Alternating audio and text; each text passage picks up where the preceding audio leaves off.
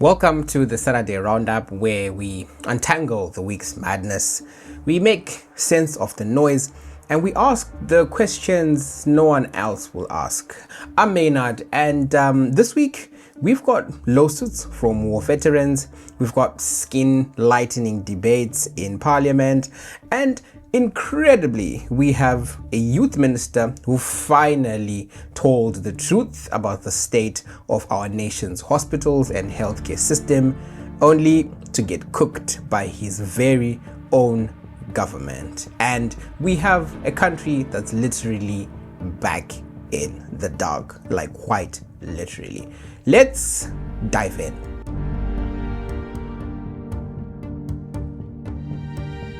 Zimbabwe's $3.5 billion plan to compensate white farmers is now on life support. Why? Because 5 war veterans, yes, the same comrades who went to war over the land, they've taken the government to court, and they're asking how did you get that $3.5 billion figure, and where is the law backing this deal, and are we seriously paying for dams and buildings that are part of the land that we actually fought for, the same land that was stolen? The argument is, it's quite simple in court: no act of parliament, no deal. Section 295 of the Constitution of Zimbabwe is quite clear.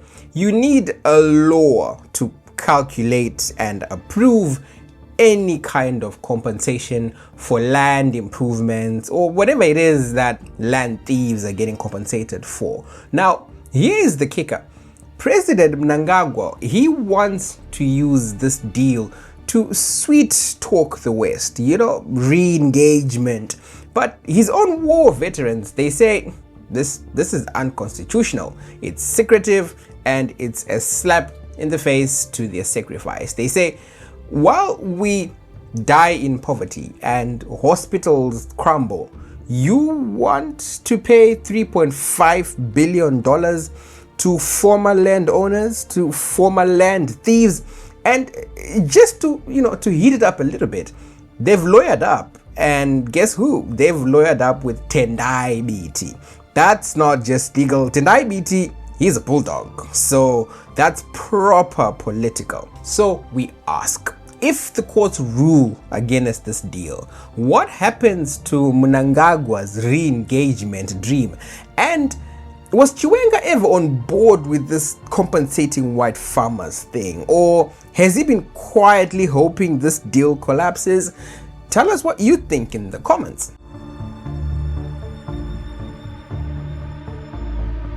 Meanwhile, in Parliament, we heard the rarest things of all.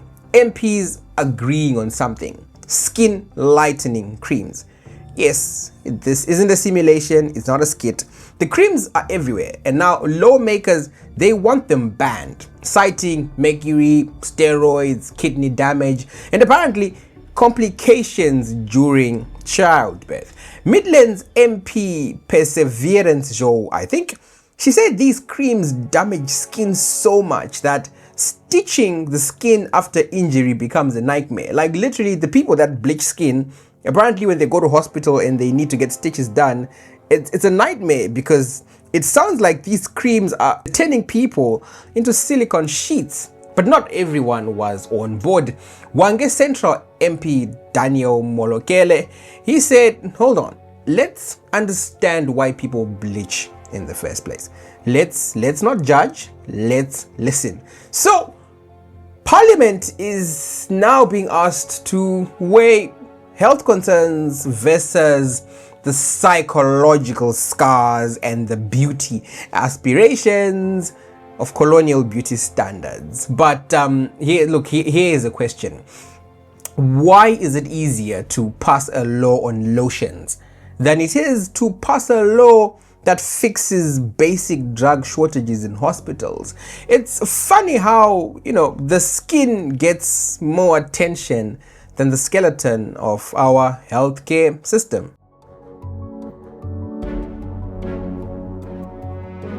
This was the moment that shook the week. Youth Minister Tino Machakaire, he visited a public hospital. He claims to have visited one and saw the decay, and he wrote what many have whispered for years. I mean, we did a documentary in 2019 called Dying in Zimbabwe's Biggest Hospitals. Anyway, Tino said our hospitals are in crisis. People are suffering. And just like that, his honesty went viral. We went asking questions because it's not normal for appointees to criticize the government. You just don't do that in ZANU-PF. At first, we were told that he had been hacked.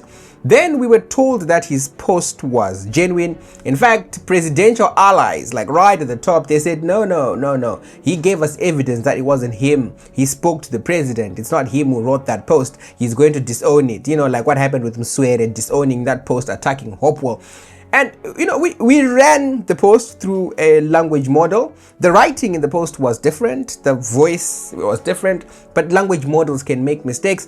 So armed with this, we approached Tino Machakaire. We are told that post is in yours. Give us a comment. He didn't respond. But behind the scenes, our sources, very close sources to him, they said, no. Tino Machakaire stands by that message. He was just furious that officials had been misleading the president. Yeah. Apparently, the health minister and officials are lying to the president. They're misleading the president. But I gotta stop you there. And I've got to ask you, how does a whole president, armed with the army, the CIO, the police, intelligence, and state media. I mean, you remember that speech, we are the army, we are the air force, we are everything. The president's got all of that under his command, and he ends up being misled by a mere minister of health. It begs the question, why is it that everyone rushes to defend the president, to say, no, he didn't know. He was being misled, or that he was lied to. That he's innocent. You remember when the National Sports Stadium collapsed into disrepair, and the president, he was asked about it by a journalist. He didn't understand the question, or he didn't quite hear it, or didn't know what was being asked. An official stepped in to explain, and after explaining that they're asking about the stadium, that it's in disrepair, the official went on to say, you've done a lot, Your Excellency. That right there is the problem. He's not done a lot. The stadium is in disrepair. But that official didn't have the guts to simply say they're asking about the bad state of the stadium. It means no one tells Mnangagwa the truth. They worship him. They massage his ego, they wrap criticism in praise, and they lie to protect his image. Unfortunately, they also then lie to ruin him at the same time. So Machakaire's honest post wasn't just an emotional outburst, was it? It was rebellion. And the health minister's reaction, it was what you would say a classic. They said Machakaire's comments were part of a mischievous pattern. Who knew that we'll get to a point where people within ZANU-PF accuse each other of being mischievous? That's usually, left for NGOs and, the Triple C. But anyway, they said it's a mischievous pattern. He ignored notable achievements. Yep. Notable achievements. Meanwhile, nurses this week said they're drowning. There is no drugs, there is no staff, there is no basic equipment. They are forced to improvise. One nurse now treats between 20 to 30 patients at once. That seriously compromises the quality of care that is delivered. But hey, according to the ministry, everything's fine. We're making progress. You're ignoring milestones. And in classic fashion, they rushed to damage control. Health Minister and the Finance Minister, Ntuli, they visited Nut Farm. PR photos, smiles, statements. But that visit, it didn't put a ventilator on General Rungani's bedside before he died. You saw the video of his daughter saying he couldn't find a ventilator. He suffered like a dog before he died.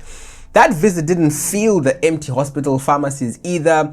It didn't bring back the dignity stripped from our healthcare system. So again, we ask, how did it get bad? And why do our leaders refuse to believe anything until it's trending on X. And how many more people need to die before someone tells Mnangagwa the truth? Not on social media, but in cabinet. Like the real truth. Not saying you've done a lot, but something is wrong, or you've been lied to, but something is wrong. Like, just tell him straight up the truth. You know, get a grip, lads.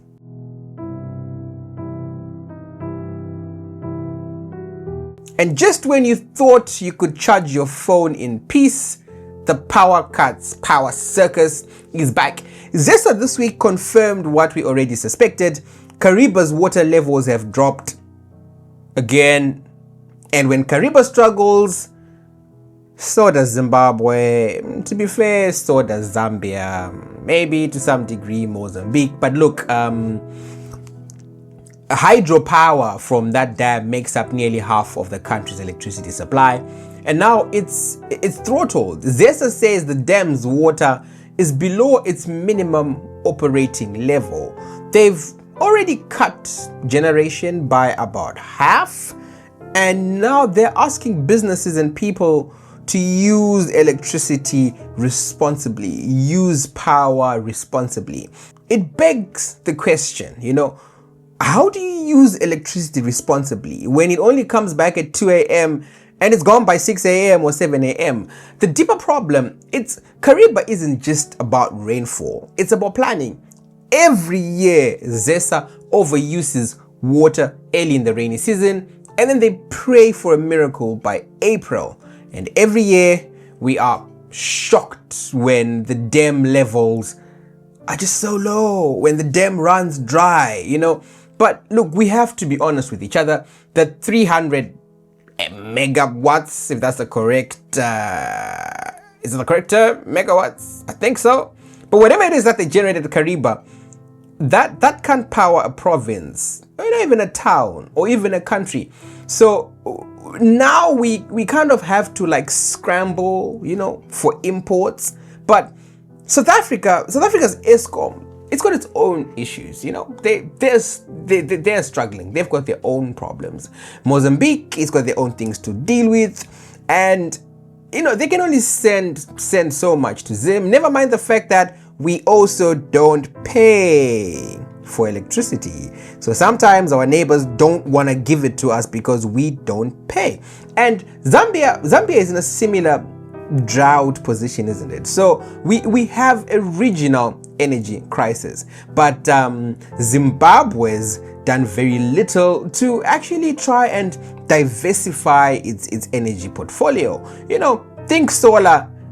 Yeah, okay, yeah, somebody got a tender to do solar, but most of it is still talk. Wind, gas, it's tied up in Zera boardroom politics. Yet we keep building malls and charging stations in a country that can't guarantee 6 hours of electricity. So again, we ask, when will energy security become a real policy instead of a campaign slogan? Yeah, I still remember those banners from 2018 election, 2023, you know, uninterrupted power supply.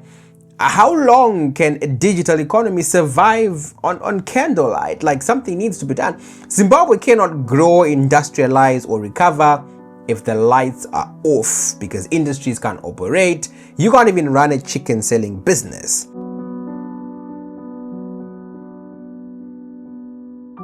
That's your Saturday Roundup. The country is being held together by duct tape, ego trips, load shedding, and a prayer. We'll be here each week to cut through the noise, challenge the spin, and ask the questions that matter. I'm Maynard, and thanks for watching.